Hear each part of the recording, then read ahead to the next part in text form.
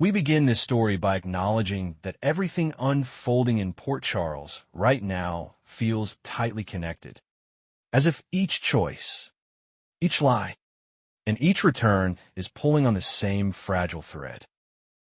As we look ahead to the week of January 12th through January 16th, we can sense that trouble is brewing beneath the surface, and it will not stay hidden for long.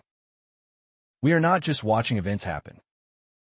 We are watching consequences take shape, and many of them are going to land on the people who least expect it. At the center of the first storm stands Danny. Danny is young, but that does not protect him from being dragged into situations far bigger than he is ready for. We can already see the warning signs. Danny is about to get into serious trouble, and the kind of trouble that does not simply disappear with a quick apology or a stern lecture. What makes this situation more dangerous is that Danny does not act alone. He's being pulled into a lie, one that will spiral beyond his control. And when that spiral begins, there is only one person we believe can truly step in and fix what is broken: his father, Jason. Jason's role here is crucial. He is not just a father trying to protect his son. He is a man who understands how lies grow, how threats escalate, and how quickly a situation can turn irreversible.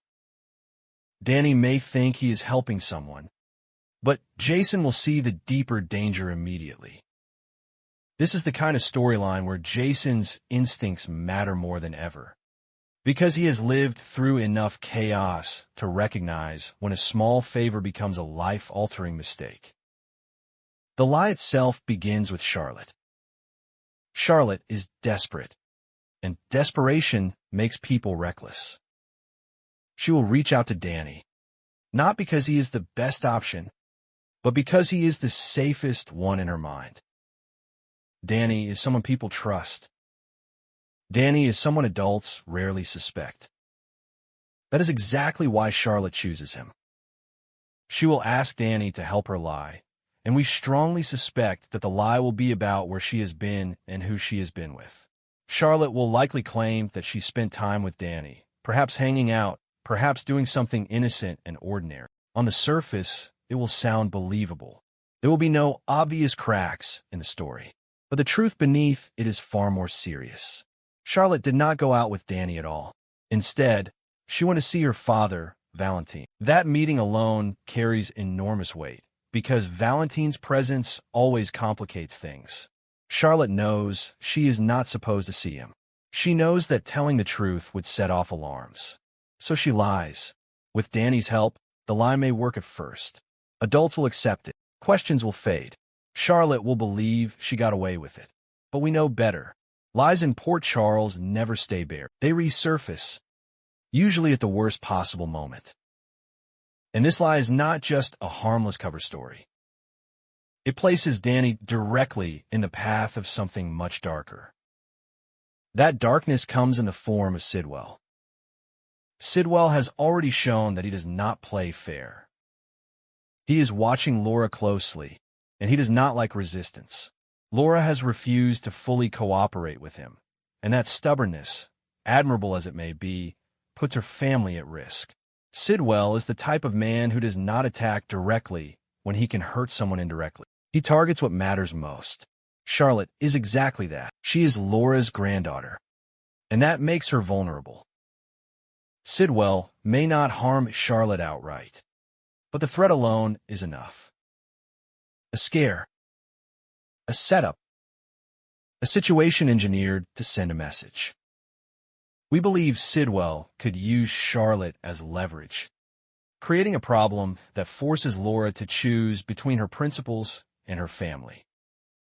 If Charlotte's lie collapses at the wrong moment, if her secret meeting with Valentine comes to light, Sidwell could twist that information into something dangerous. And this is where Danny's trouble deepens. Danny may not even realize how serious things have become until it is too late. He may think he was just covering for a friend. But once Sidwell's shadow enters the picture, Danny becomes collateral damage. That is when Jason will step in.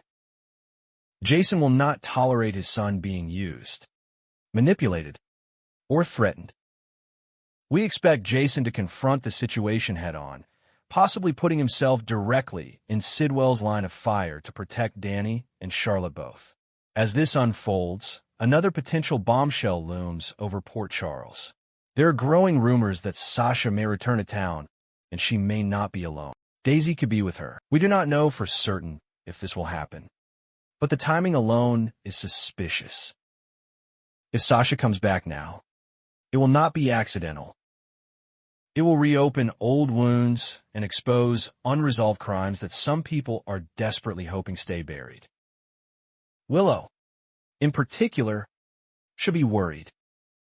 Even if Willow avoids being convicted for shooting Drew, that does not mean she is safe. Sasha's return could shift the entire narrative.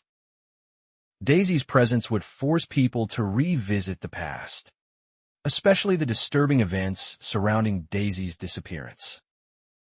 If Sasha speaks up, if she pushes for answers, Willow could find herself facing serious accusations again. Stalking, kidnapping, crimes that were never fully resolved.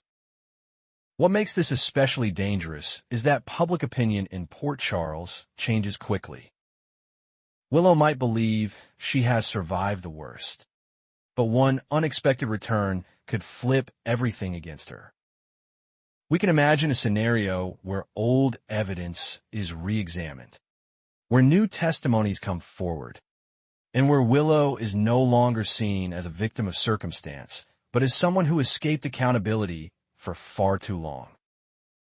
At the same time, Michael and Jacinda are also standing on unstable ground. Their past actions are catching up with them, and this time, Alexis is the one holding the thread that could unravel everything. They're now facing accusations of perjury, and these are not minor legal issues. Alexis does not make empty threats. If she has evidence, she will use it. Michael, in particular, would not handle this quietly. He'll want to know who exposed him, who turned him in, who decided it was time for the truth to come out.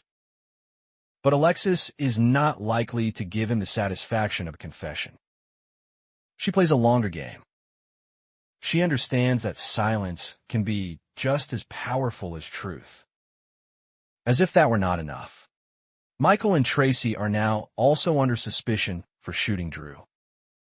Alexis has evidence that points in their direction, and that evidence changes everything. Michael will be blindsided yet again when he realizes that someone overheard or intercepted a private conversation between him and Tracy. That realization will send shockwaves through their alliance. Tracy, sharp as ever, will connect the dots quickly.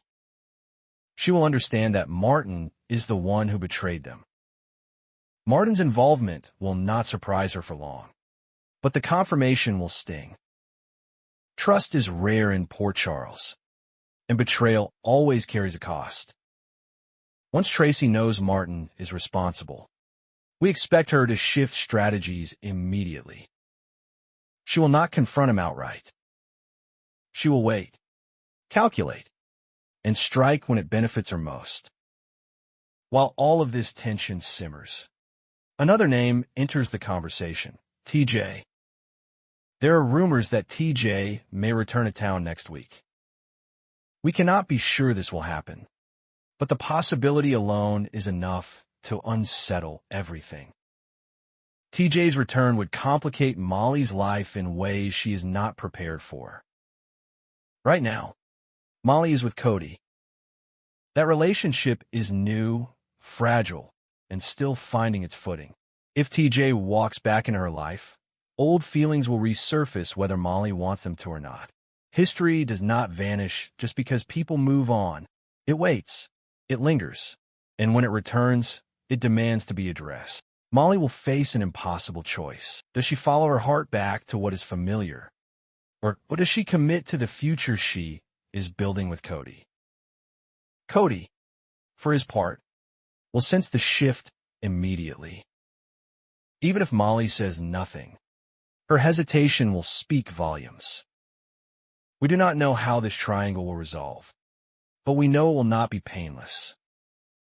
Amid all this chaos, there is one storyline that offers a rare glimmer of hope. Jason and Britt are showing signs of progress in their relationship. It is not dramatic. It is not loud. But it is real. They're starting the new year with something that resembles stability. And in Port Charles, that is no small thing. Their connection feels earned. They are cautious, aware of how easily things can fall apart. We do not know if their relationship will fully develop, or if circumstances will tear them apart again. But for now, there is warmth. There is trust. There is the sense that maybe, just maybe, something good can survive in the middle of all this turmoil. As we reach the end of this story, we are left with a clear understanding of what the coming week represents. This is not just another stretch of drama. It is a turning point. Danny's lie, Charlotte's fear, Sidwell's threats, Sasha's possible return, Willow's vulnerability, Michael's exposure, Molly's dilemma, and Jason's quiet strength are all converging. We believe that by the end of the week, nothing will look the same. Secrets will crack. Alliances will shift. Some characters will step into the light, and others will be dragged into it unwillingly. And through it all, we will be watching, knowing that every choice made now will echo far beyond January.